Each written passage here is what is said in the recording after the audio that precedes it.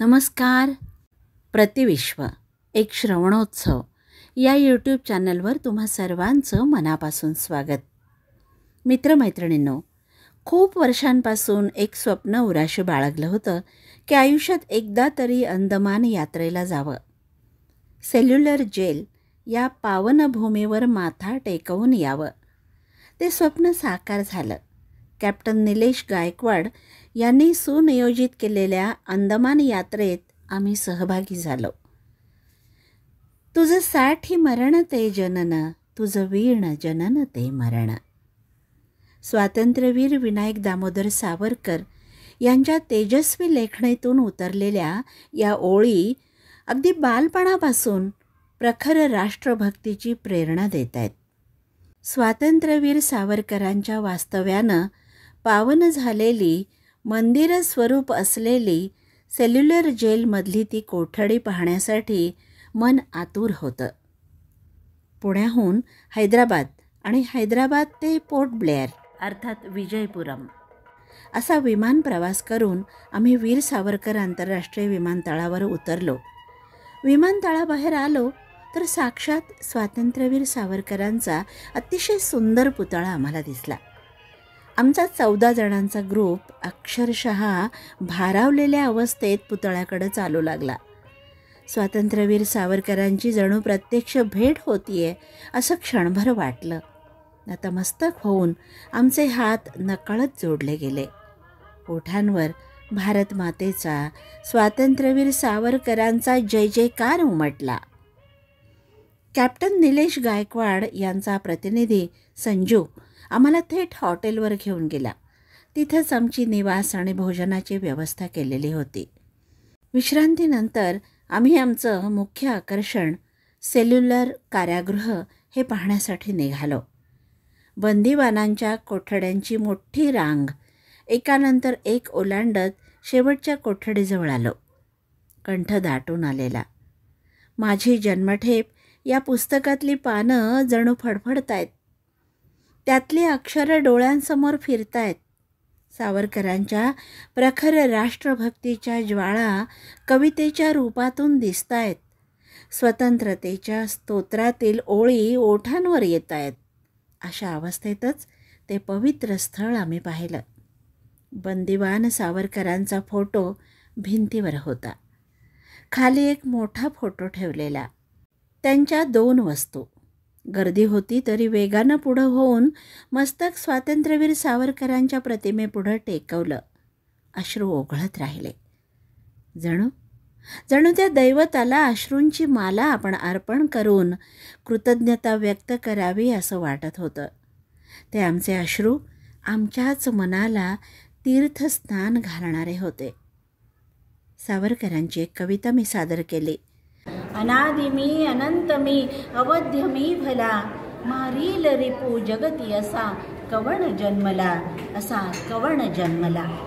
अट्टहास करीती जाय धर्मधारणी, मृत्यूसीच गाठ घालू मी घुसेरणी. अग्नि जाळी मजसी ना खड्ग छेदितो, भिवनी मला भ्याड मृत्यू पळत सुटतो. खुळा रिपूळ तया स्वये, मृत्यूच्याच भीतीने भिवो मजसी हे. अनादि मी अनंत मी अवध्य मी भला, मारील रिपू जगती असा कवण जन्मला, असा कवण जन्मला. भारत माता की भारत माता की जय जयकार त्या कोठडीत घुमला. तो क्षण शब्दांच्या पलीकडला आहे. नाही वर्णन करतायत. कोठडीची रचना पाहिल्यावर वाटलं किती सोसलं या साऱ्यांनी. भारत माता स्वतंत्र व्हावी, इंग्रजांची राजवट उलथून टाकावी यासाठी या सर्व क्रांतिकारकांनी आपली प्राणांची बाजी लावली. बंदिवानांसाठी जी कोठडी होती तिची रचनाच अशी होती की त्याला कधीच पळून जाता येणार नाही. त्याला किल्ली जरी मिळाली तरी त्याचा हात कुलपापर्यंत पोहोचणारच नाही.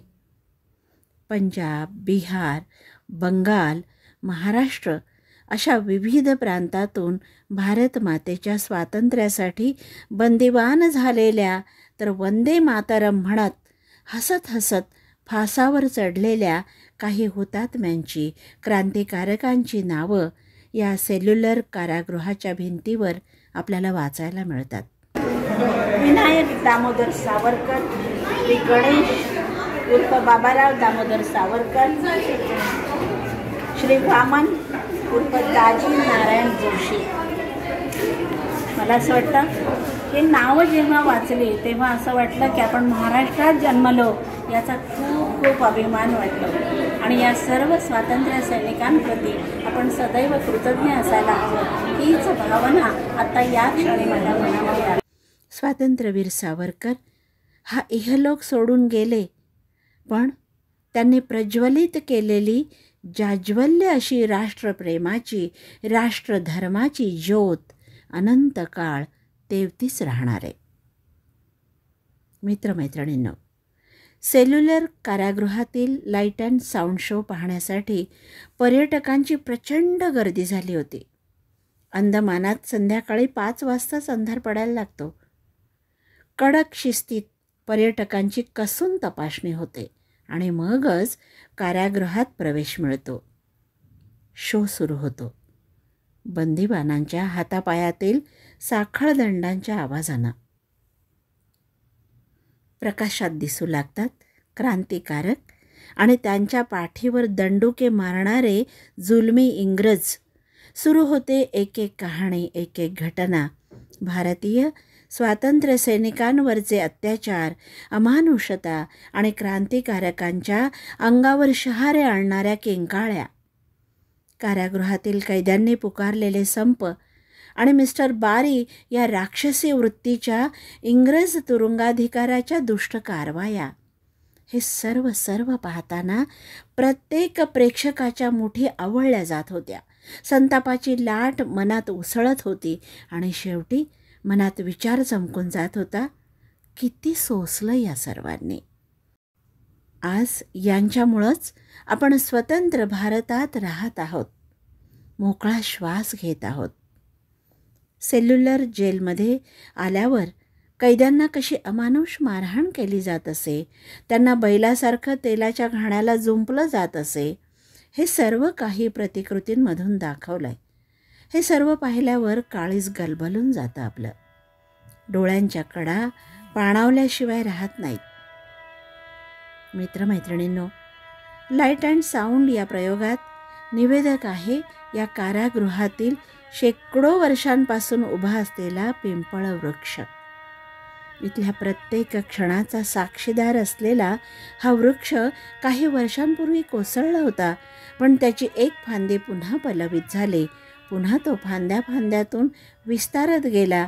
पानापानातून क्रांतिकारी बंदिवानांच्या कथा सांगू लागला. हाच तो पुरातन पिंपळ वृक्ष या सेल्युलर जेलमध्ये इंग्रजांनी केलेल्या अत्याचाराचा साक्षीदार. सेल्युलर कारागृह पाहिल्यावर मनात एकच भावना होती, ती म्हणजे नितांत कृतज्ञता. आता इथंच थांबते. अंदमानातील सृष्टी सौंदर्य, निळभोर आकाश, सागर किनारे आणि बरंच काही याविषयी भेटूया कधीतरी. तूर्त निरोप घेऊया. स्वतंत्र भारताविषयी आपलीही काही जबाबदारी आहे या जाणीवेनं